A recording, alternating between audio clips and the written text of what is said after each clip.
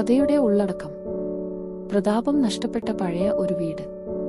വീടിന്റെ 2ാം നിലയിലെ ഇരുട്ടു നിറഞ്ഞ ഒരു മുറി. മുറിക്കുള്ളിൽ ഒരു 70-കാരൻ.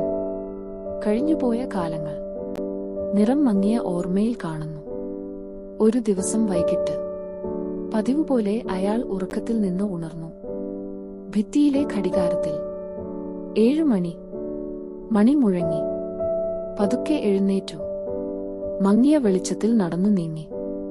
7 മണിയിലുള്ള ഘടികാരത്തിലെ സൂചി 5 മണിയിലേക്ക് തിരിച്ചുവെക്കുന്നു.